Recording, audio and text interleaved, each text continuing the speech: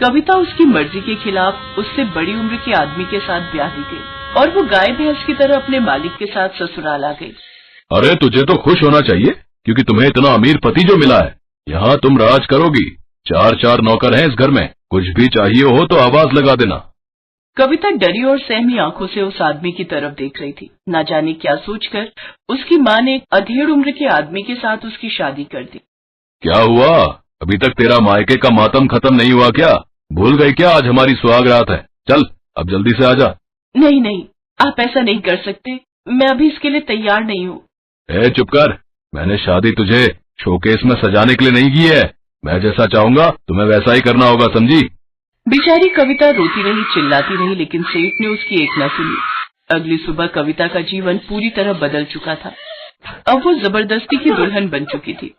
हर रात कविता को सेठ धनपत का अत्याचार सहना पड़ता। अब तो वो बस महज उसके हाथ की कठपुतली बनकर रह गई। ऐसे ही उनकी शादी को 4 साल बीत गए। एक रोज, मुझे तो लगता है तू बंजर भूमि है। 4 साल होने के बाद भी तू अभी तक माँ नहीं बन पाई। मुझे तो लगता है तू मुझे बाप बनाने के सुख से वंचित रखेगी। अगर तूने मुझे जल्द खुशखबरी नहीं दी तो मैं तेरी सौतन घर ले आऊंगा, समझी? लेकिन ये सब मेरे हाथ में थोड़ी न है, और आप दूसरी शादी के बारे में सोच भी कैसे सकते हैं? लेकिन कुछ महीने बाद भी कविता मां नहीं बन पाती, जिससे सेठ दूसरी शादी कर लेता है और नई पत्नी के साथ घर आ जाता है। आपने मेरे साथ ऐसा क्यों किया? आपने मुझे धोखा क्यों दिया? चुपचाप पड़ी रह तू एक कोने में, रोटी कपड़ा सब मिलेगा। और हाँ, अब से तुम बाहर वाले कमरे में रहोगी, समझी? कविता बेचारी लाचार सी खड़ी रही और सेठ धनपत उर्मिला को अपने साथ कमरे में ले गया। ऐसे ही समय बीता। अब उर्मिला कविता पर काफी अत्याचार करने लगी। घर के सारे काम उसी से करवाने लगी। फिर एक रोज उसने उसे धक्के मारकर घर से निकाल दिया। कविता रोती हुई सोचने लगी, क्यों मेरा जीवन कठिनाइयों से भरा पड़ा है? पहले माँ ने उस बूढ़े आदमी से मेरी शादी करवा दी, फिर वो मेरी सौत ले आए और अब दोनों मेरे साथ अत्याचार करते रहे। वैसे अच्छा ही हुआ जो उस नरक से छुटकारा मिल गया। से भी बदतर जिंदगी जीनी पड़ रही थी मुझे उस घर पे। कविता की समझ में नहीं आ रहा था कि वो कहाँ जाए। उसके मायके में उसका आखिरी सहारा उसकी माँ भी मर चुकी थी, इसलिए वो मंदिर के बाहर ही भूखी प्यासी रहने लगी और वहीं सो जाती। लोगों ने उसे भिखारी समझकर भीख देना शुरू कर दिया, जिससे उसकी इतनी कमाई हो जाती कि वो दिन में एक वक्त का खाना खा सके। लेकिन 2 दिन से उसे बिल्कुल भी भीख नहीं मिली, तो वो बाजार की तरफ गई, जहाँ एक पूरी और आलू की सब्जी का ठेला लगा था। उस वक्त ठेले पर कोई नहीं था। भूख तो बहुत जोरों की लगी है, यहाँ कोई है भी नहीं। जल्दी से 2 पूरी और आलू की सब्जी चुरा लेती हूँ। ये सोचकर वो पूरी चुरा ही रही होती है कि पीछे से एक आदमी सोहन आकर उसे पकड़ लेता है। चोर कहीं की, तेरी हिम्मत कैसे हुई मेरे ठेले से ये चुराने की? माफ करना साहब, भूख बहुत जोरों की लगी थी, 2 दिन से कुछ नहीं खाया। अच्छा ये बात है। फिर सोहन उसे अपने साथ अपने घर ले आया, जहाँ उसकी बूढ़ी माँ उसके साथ रहती थी। सोहन ने अपनी माँ को कविता के बारे में बताया। उन्होंने उसे रहने के लिए जगह दी। अगले दिन कविता सुबह जल्दी उठ गई और उसने घर वालों के उठने से पहले सारे काम निपटा लिए। साथ ही ठेले पर बेचने के लिए उसने आलू की सब्जी के साथ बेड़मी पूरी भी बना दी। सोहन और उसकी माँ जब उठे तो ये सब देखकर हैरान थे। फिर उसके हाथ की स्वादिष्ट बेड़मी पूरी खाकर तो वो बहुत ही खुश हुए। वाह, क्या लाजवाब स्वाद है तुम्हारी इस पूरी में। मुझे नहीं पता था कि तुम इतनी अच्छी पूरी बनाती हो। वैसे कहते क्या इसे? हाँ, बेड़मी पूरी। कविता ये सुनकर बहुत खुश हुई। जिंदगी में पहली बार किसी ने उसकी तारीफ की थी। उस दिन सोहन जब अपना ठेला लेकर बाजार गया तो कविता भी उसके साथ गई। बेडमी पूरी, आखिर ये क्या बना भाई? चलो आज यही खाकर देखते हैं, चलो। कुछ ही देर में उनके पास ग्राहकों की भीड़ लगनी शुरू हो गई और उस दिन सोहन की सारी बेडमी पूरी बिक गई। अब अगले दिन से कविता रोज सोहन के साथ उसके ठेले पर आने लगी। सोहन ग्राहकों को वो परोसने और उनसे पैसे लेने का काम करता और कविता और सोहन के पास लोगों की लंबी लाइन लग जाती। इससे उन्हें खूब अच्छी कमाई होने लगी। कुछ ही दिनों में उन्होंने एक बड़ा पक्का घर ले लिया, साथ ही एक दुकान ले ली जिसमें वो बेड़मी पूरी बेचने लगे। अब कविता खुशी खुशी जिंदगी बिताने लगी।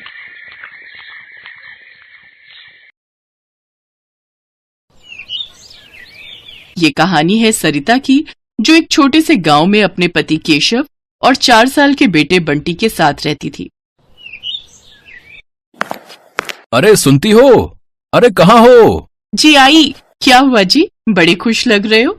अरे बात खुशी की ही है। अपने सरपंच जी के बेटे का लगन होने वाला है। हमें भी न्योता दिया है उन्होंने, तो तैयार रहना। अरे वाह, पर इतने बड़े घर की शादी है तो थोड़ा ठीक से चलना होगा ना। हाँ वो तो है, वहाँ शहर के भी बड़े बड़े लोग आएंगे। और खाने के लिए भी बहुत कुछ होगा वहाँ। चलो, अपना बंटी बड़ा खुश हो जाएगा। हाँ सही कहा। सरिता गांव के सरपंच रामलाल के बेटे की शादी को लेकर बहुत उतावली थी। कुछ दिनों बाद शादी का दिन भी आ गया। केशव सरिता और बंटी को लेकर शादी में पहुंचा। पंडाल में एक से बढ़कर एक लजीज व्यंजन सजे हुए थे, मगर सरिता और केशव की नजर बस पालक पनीर के बर्तन पर ही अटकी हुई थी। जब खाने की शुरुआत हुई तो दोनों ने भरपेट पालक पनीर खाया और छोटे बंटी ने भी पहली बार पालक पनीर का स्वाद चखा। असल में केशव की माली हालत बहुत खराब थी, तो घर में 2 वक्त हर किसी को पेट भर खाना मिल जाए, यही एक बड़ी चुनौती थी। ऐसे में ये दावत उनके लिए किसी सौगात से कम नहीं थी। तीनों ने शादी की दावत अच्छे से खाई और फिर अगले दिन, माँ मुझे वो खाना है। क्या बेटा, क्या खाना है मेरे बच्चे को? वही जो हमने कल खाया था, हरा हरा सा, जिसमें वो सफेद सफेद डब्बे थे। अच्छा वो, अरे मेरे प्यारे लल्ला, उसे पालक पनीर कहते हैं। हाँ माँ, वही पागल पनीर।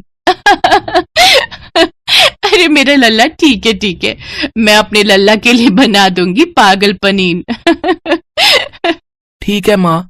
हंसी हंसी में सरिता ने बंटी से पालक पनीर बनाने का वादा तो कर दिया, लेकिन वो खुद नहीं जानती थी कि वो ये करेगी कैसे। केशव एक छोटा किसान था। जब उसकी फसल बिकती थी तभी थोड़े बहुत पैसों का इंतजाम हो पाता था और उन्हीं पैसों में अगली फसल तक का खर्चा चलाना होता था।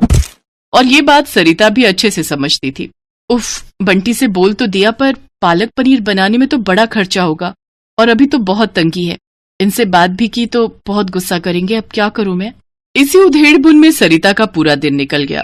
फिर अगले दिन सुबह उठते ही सरिता को चिंता होने लगी, क्योंकि उसने केशव से रुपए मांगे नहीं थे और बंटी सुबह से ही पालक पनीर खाने की जिद कर रहा था। सरिता बुझे मन से रसोई में गई और जाकर आटा गूंथने लगी। तभी उसे एक ख्याल आया। वो जल्दी से पड़ोसी के खेत से थोड़े से ताजे पालक के पत्ते मांग कर ले आई। फिर उसने गुथे आटे की लोई के चौकोर टुकड़े करके उन्हें अच्छे से पकाया और उन्हें पालक पकाकर उसमें बिल्कुल पनीर की तरह डाल दिया। और फिर, माँ जल्दी लाओ ना, पागल पनीर बना नहीं क्या अब तक? बन गया लल्ला, लो ये रहा। अरे वाह, आज तो मजा ही आ जाएगा। हाँ मेरे बच्चे, लो अब जल्दी से खाओ। मासूम बंटी बिना कुछ समझे बूझे खाता गया, मगर सरिता अंदर से बहुत दुखी थी, क्योंकि वो तो सच जानती थी। फिर उसी शाम, बाबा आपको पता है माँ ने आज क्या बनाया? अब क्या बनाया बेटा? माँ ने आज वो शादी वाला पागल पनीर बनाया खाने में। क्या? अच्छा। उसे पालक पनीर कहते हैं बेटा। केशव बंटी की बात पर हंसा, पर वो हैरान भी था कि आखिर पालक पनीर बनाने के लिए सरिता पैसे कहाँ से लाई। उसने फौरन अंदर जाकर सरिता से पूछा, सरिता, वो बंटी बता रहा था कि तुमने पालक पनीर बनाया है। जी मैं लाओ, थोड़ा सा हमें भी चखा दो फिर। सरिता को कुछ समझ नहीं आ रहा था कि वो केशव को क्या कहे, तो फिर उसने बिना कुछ सोचे समझे केशव के सामने भी वही पालक की सब्जी लाकर रख दी, जिसमें पनीर की जगह आटे के चौकोर टुकड़े थे। पहला निवाला खाते ही केशव को सारी बात समझ में आ गई। उसने कुछ नहीं कहा, लेकिन जब उसने सरिता की तरफ देखा तो उसकी आंखों में आंसू थे। केशव ने उसी वक्त खाना छोड़ा और घर से बाहर निकल गया। केशव के इस तरह के बर्ताव से सरिता और ज्यादा डर गई। वो और रोने लगी। फिर कुछ देर बाद केशव घर वापस आया तो उसके हाथों में एक थैला था। बंटी, ओ बंटी, जल्दी से बता, शाम को मेरा बेटा क्या खाएगा? मैं तो वही खाऊंगा, माँ ने बनाया है ना, वो पागल। हाँ समझ गया। चलो अब हम सब मिलकर असली वाला पालक पनीर बनाएंगे। केशव के हाथों में पनीर, क्रीम और बाकी मसाले थे, जो उसने मुस्कुराते हुए सरिता को थमा दिए। वो सारा सामान उधार लेकर आया था। उस दिन सरिता ने भी पूरी मेहनत और सावधानी के साथ पालक पनीर बनाया। जब तक पालक पनीर बनकर तैयार हुआ तो केशव और बंटी वहीं रसोई में बैठे सरिता को बड़े ध्यान से देखते रहे। और फिर जैसे ही सरिता ने असली पनीर के साथ पालक पनीर उन दोनों को परोसा तो दोनों के चेहरे खिल गए। पहला निवाला खाते ही बंटी सीधा जाकर अपनी माँ के गले लग गया। ये वाला पागल पनीर तो शादी वाले से भी बहुत अच्छा है माँ। सच में सरिता, बंटी बिल्कुल सही बोल रहा है। तुमने तो कमाल कर दिया। अब मुझे लगता है अब तुम्हारा ये पालक पनीर ही हमारी किस्मत पलटेगा। जी मैं कुछ समझी नहीं, आप कहना क्या चाहते हो? देखो, मैं कई दिनों से खेती छोड़कर एक ढाबा खोलने के बारे में सोच रहा था। खेती की जमीन तो है ही अपने पास, उसी में एक छोटा सा ढाबा चलाने के बारे में सोच रहा था। लेकिन बस ये नहीं समझ पा रहा था कि अच्छा खाना बनेगा कैसे, जो लोगों को पसंद भी आए और खाना बनाने के लिए किसी को मजदूरी भी ना देनी पड़े। लेकिन अब सब समझ में आ गया है। तुम चलाओगी ढाबा और मैं और बंटी करेंगे तुम्हारी मदद।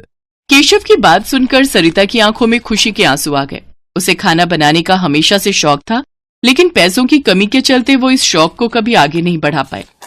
लेकिन अब उसका ये शौक उनकी कमाई का जरिया बनने वाला था, तो सरिता भी पूरी तरह से तैयार थी। अगले ही दिन से केशव ने बांस बल्लियों की मदद से ढाबा बनाना शुरू कर दिया और पूरे 1 हफ्ते की मेहनत के बाद सरिता का पालक पनीर ढाबा बनकर तैयार हो गया। शुरुआत के लिए केशव को थोड़े पैसे कर्ज पर लेने पड़े, लेकिन फिर सरिता की मेहनत और लगन ने वो कर दिखाया जिसकी केशव ने उससे उम्मीद लगाई थी। यूं तो सरिता ढाबे के लिए खाने के लिए कई चीजें बनाती थी, लेकिन उसका बनाया पालक पनीर ही सबसे ज्यादा लोगों के सिर चढ़कर बोल रहा था। भाई वाह, मजा ही आ गया भाई। भैया, पालक पनीर में इससे पहले ऐसा स्वाद नहीं आया, बता रहे। गजब बना भैया, गजब, कसम से। किसने बनाया वैसे? कोई खास कारीगर है क्या आपके पास? है? जी हाँ, है ना। और वही इस ढाबे की असली मालकिन भी है। वो मेरी पत्नी सरिता, उसी ने बनाया है सब कुछ। अरे वाह, ये तो बहुत बढ़िया बात है भैया। तो फिर ठीक है, देखो भैया, अगले महीने मेरे घर में दावत है, तो दावत के खाने का पूरा ऑर्डर आपका है। बस इतना बताओ कि एडवांस कितना देना है। अरे आपका बहुत बहुत शुक्रिया साहब, लेकिन खाने में क्या क्या बनाना है पहले ये तो बताइए। भाई, अपनी तो एक ही डिमांड है, बिल्कुल ऐसा ही पालक पनीर है, बाकी सब आप देख लेना। करीब 250 लोगों की दावत है। और हाँ, एक बात और, ये दावत निपटा लो, फिर एक काम और है आपसे। जी वो क्या? मेरा बेटा इंटरनेट पर हुनरमंद लोगों की वीडियोस बनाकर डालता है। हाँ, और मुझे पूरा विश्वास है कि आपका ढाबे का वीडियो इंटरनेट पर धमाल मचा देगा। सरिता के बनाए पालक पनीर और उसके ढाबे को अब पहचान मिलने जा रही थी। केशव और सरिता बहुत खुश थे, लेकिन सबसे ज्यादा खुश था बंटी। आखिर हर रोज उसका मनपसंद पागल पनीर जो खाने को मिल रहा था उसे।